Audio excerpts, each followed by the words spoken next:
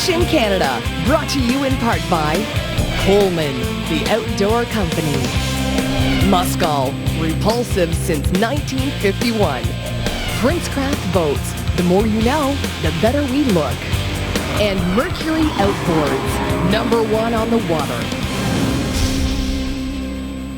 Today's Fishing Canada show is, well, let's say it's going to be unique. Who might try to kid? Today's show is monumental. Whoa! After all, the next 30 minutes, you're going to see the all-time Fishing Canada big fish record broken, shattered, annihilated. There you go, buddy. Oh, it's a flow! For this episode, Pete and I are fishing off the coast of Nova Scotia, and we're targeting the mighty bluefin tuna. Oh my God! They come up on their side. There you go. With 20 plus years of being in the fishing business, Ange and I are no strangers to battling big fish. We've both boated 7-foot plus sturgeon, as well as a giant marlin and a bruiser shark, each well over 400 pounds. We know full well, however, on this trip, those dudes are punks compared to what we're up against. Joining us on our tuna adventure are great friends Adrian Glode from the Millbrook First Nations and Joe Anthony from A&L Seafoods Limited, one of the largest crab processing plants in all of Canada. When you get into areas where there's large quantities of fish being landed, you'll have several Japanese buyers there, okay? And they see a fish and they know what that fish is, okay? They know what they can get for it. They know where the market's at, and in Japan that day, they're going to have the fish there 24 hours later. You basically get what they give, sort of thing, right? They say we're going to give you $1 a pound or $15 a pound. Or $40 a pound. Right. So you're just taking your chance on whatever they... It could be a $40,000 fish or it could be a $1,000 fish. Really, eh? That's how broad it is, yeah. Our skipper is Sandy Kavanaugh, one of the most colorful characters we've ever had the pleasure of sharing a boat with. This guy is the genuine deal, a real live Captain Highliner who spent his entire life at sea. His deckhands are Joshua Stevens and Dana Sillaboy. It takes a full crew like this in order to execute to the highest degree. Our tuna adventure starts out near the quaint little town of Canso, Nova Scotia. This place could be a postcard for Canadian Maritimes and just oozes fish. Captain Sandy and the boys are raring to go, and so are we. But first, we've got to catch some bait. In the Canso area, mackerel are the primary forage fish for bluefin tuna. There you go, Joe. It's a high-protein, high-fat fish that accelerates the growth of these giants unbelievably fast.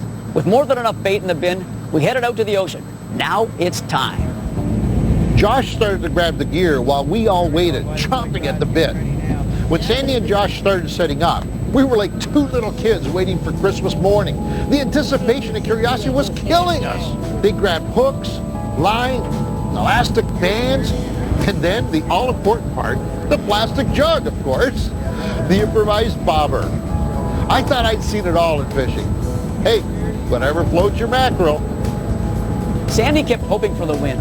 I thought it was to allow our base to cover more water by drifting, but boy was I wrong. I mean, how often do you fly a kite for fishing? You do a little kite flying? Yeah, I'm going to do some kite flying here now. Get it rigged up here. This, by the way, is the most incredible form of angling I've ever seen in my life. Is it? This is great, man. Yeah. But you got to make sure you get everything all lined up before you let her go, right? Yeah. Because if it gets caught over the end, she'll go sideways, right? So you got to keep her straight. Okay. Yeah. Now we're going to let her out about 80 feet. Sandy was fully confident in his kite rig as well as the area we were fishing.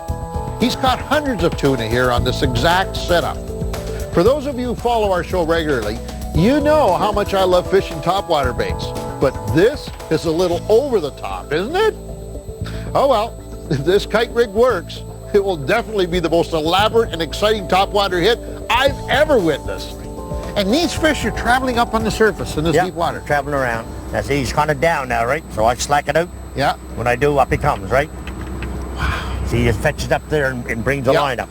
Now, do you actually see the schools of tuna coming in? Sometimes, yeah. But most of the time with that, you just see a splash of the water, right? Water flying, all the way water flying. That's exciting. I love topwater fishing for bass. Yeah. This is about as close as you're ever going to get to that. Yeah, to bass, yeah. But it's a lot bigger than the bass. Oh, yeah. All right, talk to me about the fish. What do we have to see out here, size-wise?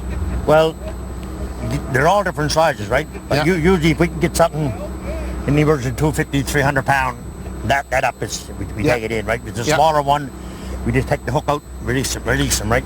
Now, I've fished under pressure conditions before during tournaments where you have to bring the fish in order to make a paycheck. But this is taking that concept to the ultimate level, because every fish here, I mean, you guys are out here to catch fish, bring them to market and sell them. That's how you make a living. Exactly, yeah. And so... No fish, no money. The first recorded tuna ever taken on a roddy reel was caught by Charles Holder in the late 1800s off the coast of California. Little did Charles know back then that it would turn into a multi-million-dollar addiction to many. As time crept on from this original catch, fish sizes kept constantly growing. 400 and 500 pounders started showing up. Zane Gray's 758 pounder, and then the first 1,000+ pound tuna. And finally, the current world record bluefin caught off the coast of Nova Scotia, which hit the scales at 1,496 pounds. This truly is a fishing phenomenon. As time went on, I could see Sandy and the crew were getting restless. The weight is driving them to near fishing insanity. We all know what that feels like. Are the fish out here and just not biting, or are they just not out here at all? Now, it's time to head in and regroup. Tomorrow's a new day. Finally, the beast is getting close to the boat, and not a moment too soon, may I add.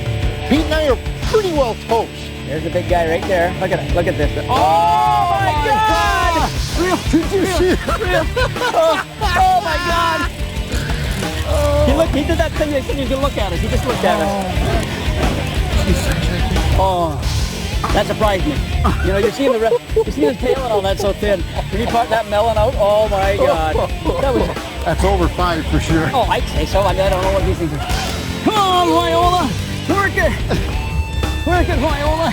You should have done this push-up. Keep reeling, Ann. Keep reeling, Westy. We've got to pull the line now. Reel him. Yes! Quick. I'm trying. Look at this thing! Oh my God! Oh my Look at this thing! Oh my God! Oh my God! This is the biggest fish. Oh! Wow! Captain! Muscle of Yo! Yo is right. Good stuff, man. Good stuff. Good work. Woo. Gosh, my Good man. work. Bring it on, buddy. Hour and a You're the half. man, Adrian. That's great, buddy. High five. I can see why they chase them all over the planet, spending thousands and thousands of dollars trying to catch these fish. I'm talking about the sport fishermen now, and releasing them. Yeah. Because there is nothing more powerful in the ocean, in a lake, in any body of water. Nothing is more powerful than that. That's scary. Now, the word is that the tuna price right now is almost at its peak.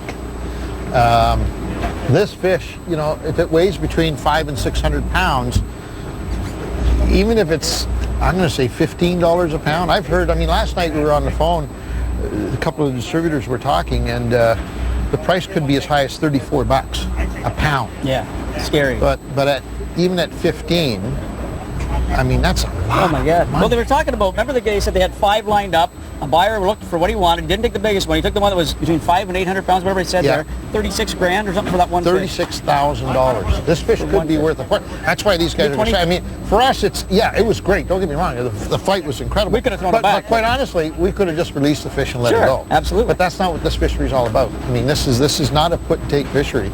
And in as much as it's highly regulated, you know, there's this particular boat, I think, has a 5,000 pound quota. So in that short little window, about a 60-day window that they're going to be fishing them, they can, if all the fish were this size, they could take, what, 10, 12 fish. Yeah. And that's it, in this whole ocean. So it's highly regulated. Yeah. But this is their livelihood, right? This time of year. If you think you can get away with poaching one of these valuable beasts, think again. Before we could even start the boat and head back, the DFO had heard we had landed a fish and were on us instantly. That is good fisheries management. Now, so what do you guys do? Come on board. Obviously, you checked our fish. You make sure that everybody is within their rules and regs, because it's all about permits here. I mean, people have got licenses, permits, they're all different. How do you keep it all in check? We're here mostly for, like, for example, this fish here, to make sure it's tagged properly, to make sure it's hailed in, and to make sure, you know, all the conditions on the license is So you fellas know exactly when all these fish are being caught, the time, the length of time probably to bring them in, the weights once they're weighed in. I would imagine you get a report of the size of the fish. That tag that's on this fish somehow works its way back to you, I would think, and then you record it and you have a complete record of what's going on. And the reason for the tags, so that when the tuna is shipped and we know it was illegally caught fish, that you can check it out. Yeah. You know, there's not people catching fish without license and getting those fish on the market. Yeah. So. Well, Don, you know, some people say I've got the best job in the world, but I'm starting to wonder. I kind of like yours. My friend, thank you very much. We appreciate you coming on board and having a chat with us and checking us out, making sure we're in line. Very good. It's been fantastic, and you have a magnificent fishery out here, and congratulations on maintaining it the way it is. Thank you. Thanks, guys. Appreciate it. Take care. The fish processors are waiting. They've heard that we've got a big fish coming in.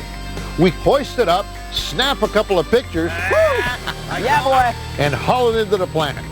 Our behemoth weighs in at 1,006 pounds. 1,000 pounds. Filling up now on mackerel and herring. At $12.89 per pound, that equals $9,577.27. Wow.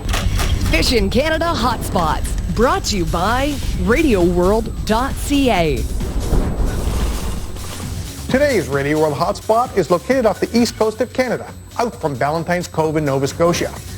The waypoint on your screen will get you to some giant bluefin tuna. These big beasts are feeding on herring that school near an underwater ridge that is clearly indicated on an avionics chart. By hiring a registered tuna guide, you can be assured that all necessary gear and legalities are taken care of. Remember, there are strict regulations on the mighty bluefin tuna. Be sure you know all the laws before you proceed. For more hotspots like this one, visit fishingcanada.com. Today's amazing tuna adventure took place off the coast of Nova Scotia. To get there, we flew from Pearson International Airport in Toronto to the Halifax Stanfield International Airport in Nova Scotia. We then drove northeast on Highway 102 and then traveled east on Highway 104. We next turned south on Highway 16 to our first stop, Canso. To get to the second half of our trip, we took Highway 16 northwest, then traveled west on 104, and finally headed north on 337 to Valentine's Cove. Both Canso and Valentine's Cove are known for their world-class bluefin tuna fishing. Fishing Canada, brought to you in part by Stearns, the life jacket experts. Ram Trucks, nothing works harder than a Ram. Castrol, more than just oil, it's liquid engineering. And US Reel, when performance means everything.